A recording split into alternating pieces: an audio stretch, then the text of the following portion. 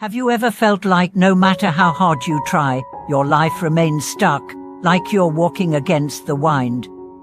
Have you ever wondered why some people seem blessed, always in the right place at the right time, always narrowly escaping disasters, always effortlessly thriving, while others struggle endlessly with no results?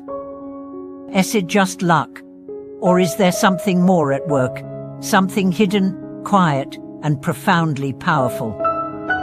Welcome back to the channel, where we go deeper than surface solutions and uncover the timeless wisdom behind the success you can't explain with logic. Today, we're exploring one of the most mysterious and transformative truths in spiritual life: how quiet, invisible actions, often done with no recognition or applause, accumulate to change your fate from the inside out. We are not talking about manifesting dreams with vision boards. We're not talking about chasing success with grind culture. You're talking about merit, but not just any merit.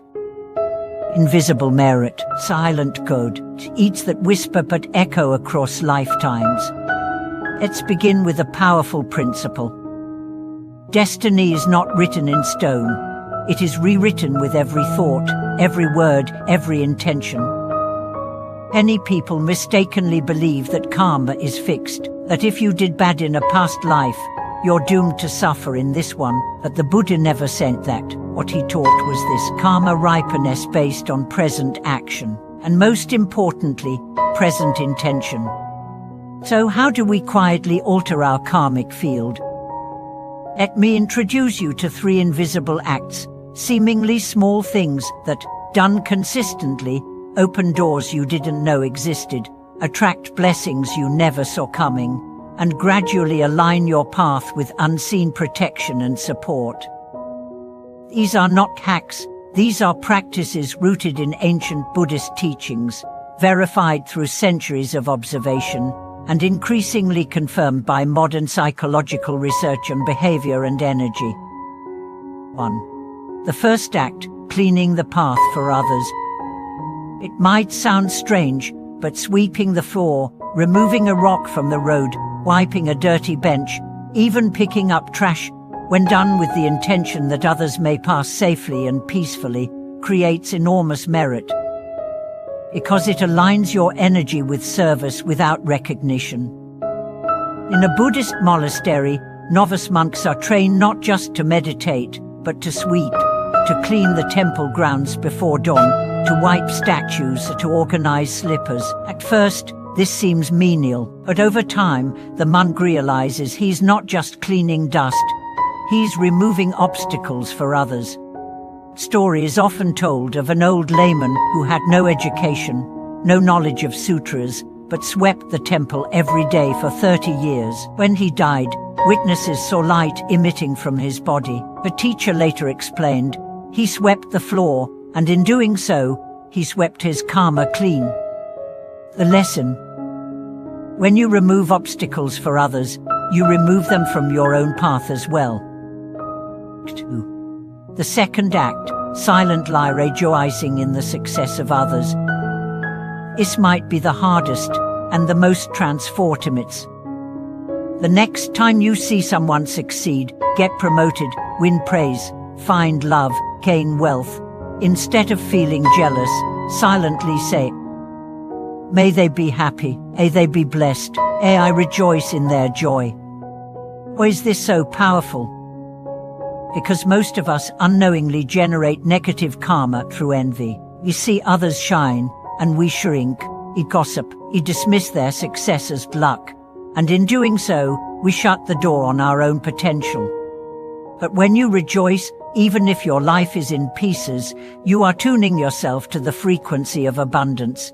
You are saying to the universe, I am ready to celebrate all good, not just my own. The Buddha called this mudita, sympathetic joy.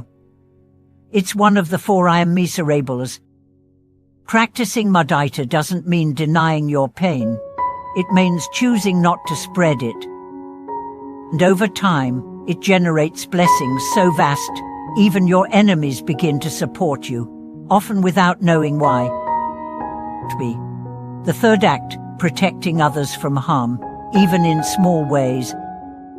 This encodes hiding an insect out of danger, warning someone of a scam, returning a lost wallet, holding back gossip that could ruin a reputation, speaking up gently when someone's about to make a mistake. These actions are often unseen. One claps, one posts it online. But every time you do one, you're planting the seed of protection, and that seed grows. There are countless stories of people narrowly escaping disasters, plane crashes, car accidents, sudden illness, and when asked how they survived, they say things like, "I don't know, something just told me to turn back." Was it luck? Or was it the merit of protecting others, returning to shield them at a moment they never saw coming? In one sutra, the Buddha says, "He who shields another from suffering, I'll be shielded when the storm arrives." So ask yourself, do you leave people safer than you found them? Because every tiny act, yes, even rescuing a spider, ripples into your future. Now, you might be thinking, but I do all these things, and my life is still hard. Let's be honest. Merit is not a vending machine. You don't insert kindness and instantly get riches. Merit is like water filling a stone jar. At first, it seems nothing is happening. Drop by drop, day by day, but one morning, that jar overflows, and with it, your life begins to shift. A job offer, healing, relationship, inexplicable peace. And here's the part most people may. When your merit is full, your obstacles don't disappear. Your mind becomes strong enough to rise above them. You begin to float where you once sank. You begin to smile where you once cried. You begin to give where you once begged. That is real transformation. That is destiny rewritten. Before we end, let's anchor this into daily life. Every morning, ask, what can I clear for others today? Every evening, ask, did I celebrate someone's joy without envy? Every interaction, ask, can I shield someone from harm, even silently? Oh, one may notice. Oh, one may thank you. But destiny will. And one day, you'll walk into a storm and find it already passing. So now, I turn to you. Have you ever experienced a moment where an act of silent goodness seemed to come back to bless you? What invisible virtues have you practiced or want to start? Let's talk in the comments. And if this touched your heart, don't let it stay there. Share it. Because the more silent good we do together, the louder the world's healing becomes. Like, subscribe, and until next time, walk gently, speak kindly, and let your invisible merit light the path ahead.